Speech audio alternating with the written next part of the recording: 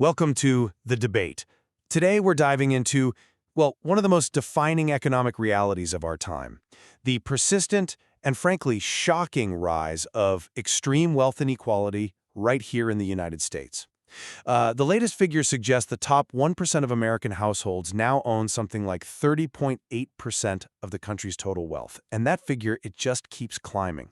It's a stark picture. Absolutely. Right. So the central question before us today is really how best to confront this massive concentration of capital.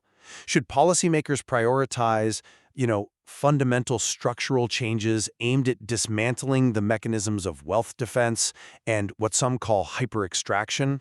Or should the focus instead be on implementing broad, unconditional transfer programs like Universal Basic Income, or UBI? A critical question. Indeed. So I'll be arguing for prioritizing those deep structural reforms to fundamentally change the economic rules of the game, so to speak. And I understand you believe the most effective path lies more in prioritizing efficient, unconditional transfers. That's correct. While I certainly acknowledge the need to address wealth concentration, it's a huge issue. I come at it from a slightly different angle. Given the pressing urgency of consumption inequality and the welfare needs, particularly of the bottom quintiles, I think the most immediate and perhaps measurable path toward security and actual utility gains lies in radically reforming our incredibly complex income support system, specifically through unconditional cash transfers. Okay. I see why you prioritize that immediate welfare gain. But I suppose I believe that focusing solely on transfers is a bit like mopping the floor while the sink is still overflowing, right?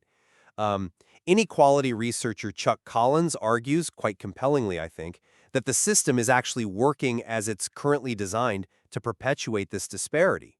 So if we don't fix the rules that facilitate this constant upward funneling of wealth, won't any transfer program just be constantly undermined?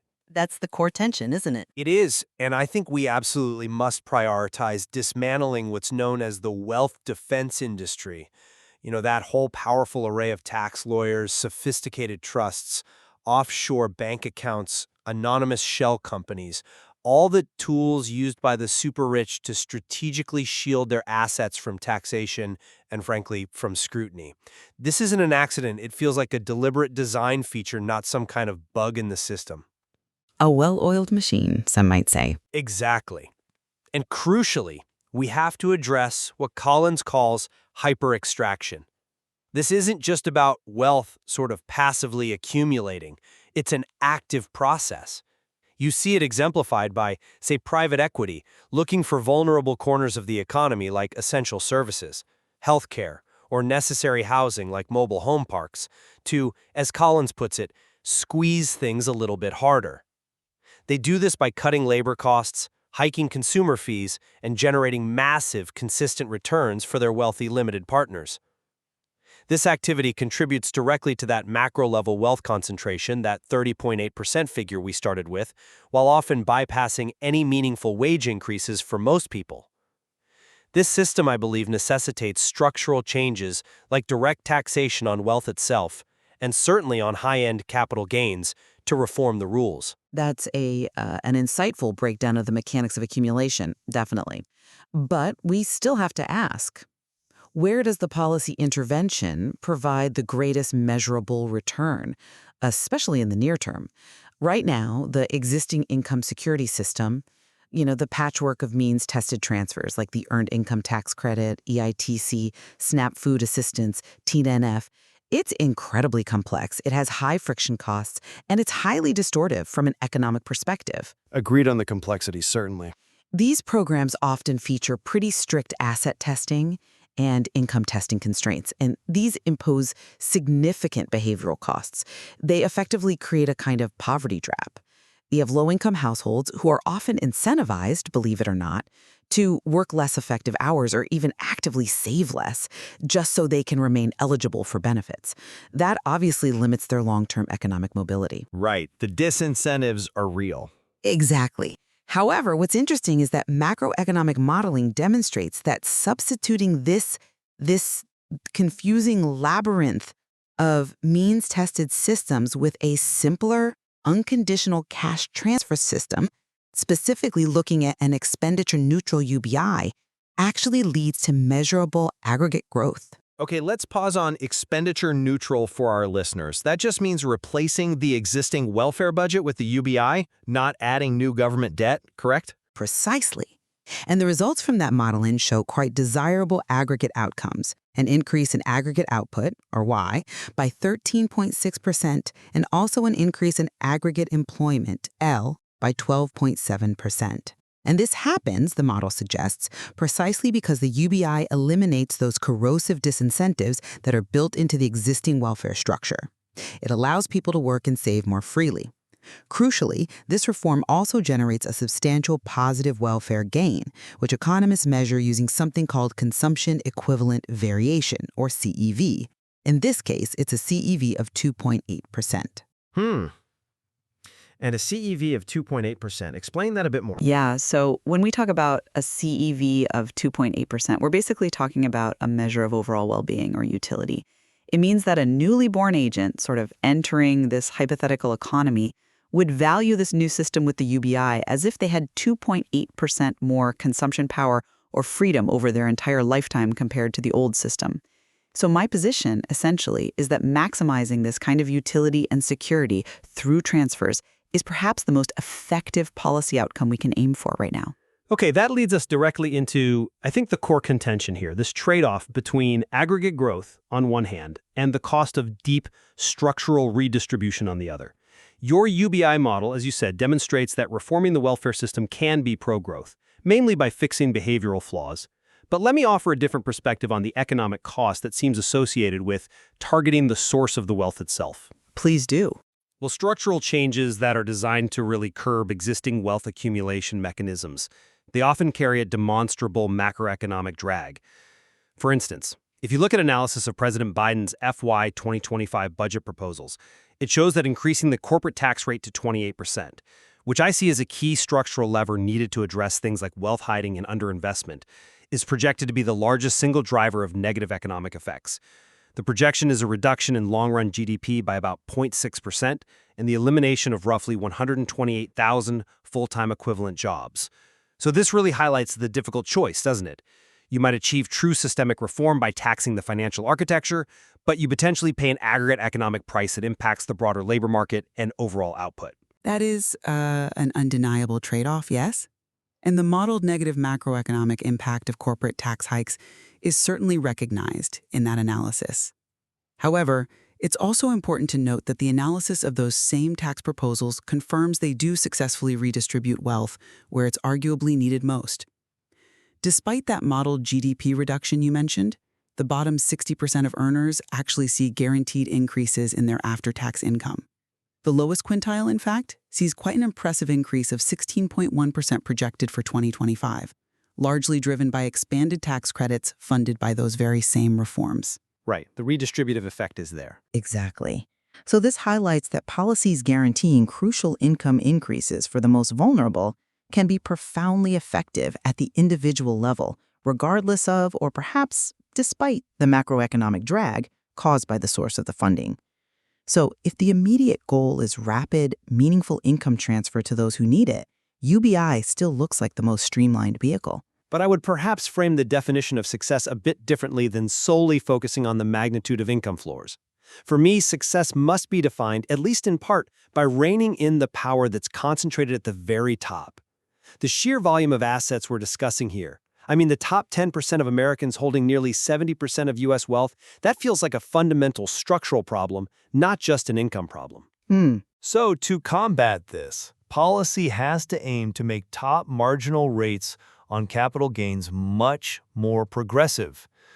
Proposed structural changes, for example, would raise the top combined marginal rate on capital gains income for high earners to nearly 50%, 49.9% actually. That rate would be the highest in the OECD. Now that's a direct attack on the structural advantage that accumulated capital enjoys, and it aims to fundamentally alter that funnel of wealth we talked about. That defines success. For me, by achieving greater equality and reducing those power imbalances inherent in such concentration. Okay, but focusing solely on pre-tax equality metrics like the Gini coefficient risks obscuring what I think is the true goal, which is improving overall human welfare and security. Let's look at the modeling for a more generous UBI, say, a monthly transfer equivalent to $1,000, which obviously requires significant new funding, unlike the expenditure-neutral model. This generous model shows a really profound, perhaps counterintuitive effect. It actually increases pre-tax earnings inequality as measured by the Gini coefficient. Increases inequality? How so? But here's the critical distinction. This same generous UBI reform generates the largest welfare gain overall. It clocks in at a CEV of 3.9%, which is significantly higher than the 2.8% from the expenditure-neutral model. So higher welfare even with higher pre-tax inequality? Correct. The system delivers higher security and freedom, which is measured as that higher welfare value, CEV, even if those standard pre-tax equality metrics move slightly backward. So I believe providing a consumption floor that allows for this level of security and utility should be the priority, even if it means tolerating a slightly greater measured pre-tax Gini coefficient. I appreciate the CEV result, I do. But doesn't a system that intentionally increases pre-tax inequality simply validate my initial point? If we don't fix the fundamental funnel of wealth creation, that wealth defense industry, the hyper-extraction, aren't you simply paying people to tolerate a greater and potentially growing structural concentration of power at the top? It feels like it addresses the symptom, poverty, but kind of ignores the disease of power disparity. That's one way to frame it. And furthermore, relying exclusively on these massive transfer programs requires reliance on highly complex and often extremely regressive funding mechanisms. This is the huge operational challenge, isn't it? I mean, consider some proposals for fundamental tax reform intended to fund such transfers. Some suggest replacing all individual and corporate income taxes with a flat consumption tax, which could require a VAT rate well above 45%. That sort of massive funding shift is modeled, in some cases, to impose an average tax increase of nearly $6,000 on the middle 20% of households, while simultaneously giving the top 0.1% an average tax cut of $2 million. Structural reforms have to avoid such massive regressive shifts of the burden onto the middle class just to finance transfers. Okay, fair point on the funding mechanisms. That's a critical piece. But that brings us directly back to the operational challenge on your side, too. If structural reforms carry an economic cost and funding UBI has political risks around regressivity, what about the political and, frankly, the logistical costs of implementing the kind of complex structural tax changes you're advocating for? You mean like the unrealized gains tax? Exactly. I'm sorry, but I just don't buy that these complex structural tax fixes targeting the very, very top are somehow simpler than transfers. Take the proposal for a minimum tax on unrealized capital gains for high net worth taxpayers, say those with wealth over $100 million. This policy is fundamentally untested at scale. It requires an entirely new annual wealth reporting system. It needs complex, likely contested, formulaic rules for asset valuation across incredibly diverse and often illiquid asset classes. Think art collections, private company equity. How do you value that annually? The revenue projection for this kind of minimum tax, around $517 billion, is highly uncertain precisely because of unknown avoidance behavior and the inevitable valuation disputes inherent in taxing assets before they're even sold. It seems like a potential logistical nightmare that has never been successfully implemented at this scale anywhere. Okay, feasibility and unintended consequences clearly cut both ways. The complexity of designing and implementing any major reform is substantial. And while structural tax reform is difficult, UBI, despite its seeming universal appeal, isn't universally beneficial even in the modeled environment you cited. And it's certainly not simple in its effects. What do you mean? Well, the welfare decomposition analysis you mentioned for the expenditure-neutral UBI, it shows that specific demographics, namely households that have children, experience clear welfare losses, a negative CEV of 1.3%. And this happens because the previous means-tested system, the EITC, SNAP, TANF combination, was specifically designed with structural features skewed toward greater generosity for larger families. The moment you strip away that tailored complexity in favor of a flat, unconditional transfer, you inevitably create significant demographic losers. The details of the existing structure, however flawed, have to be carefully considered when proposing a wholesale replacement. That's a fair point about the distributional effects within the population. No system is perfect. Right. So ultimately, I believe tackling the extreme wealth held by the top 1% requires confronting those core funneling mechanisms, the wealth defense industry, the influence of political power, the process of hyper-extraction, policies like taxing unrealized capital gains, raising corporate rates. Yes, despite the short-term macroeconomic drag or the implementation complexity they introduce, they seem essential to changing the fundamental rules of the game that have allowed, the top 10% to accumulate nearly 70% of all U.S. wealth. We have to prioritize fixing the underlying design flaws, or I fear we'll just continue to chase the problem with transfers indefinitely. And I remain convinced that unconditional transfer programs offer a superior path, certainly a more direct path, to maximizing overall welfare and consumption security, particularly for the most vulnerable right now. UBI efficiently replaces a high-friction system that's just riddled with these means-testing distortions and asset limits that actively punish working and saving for too many people.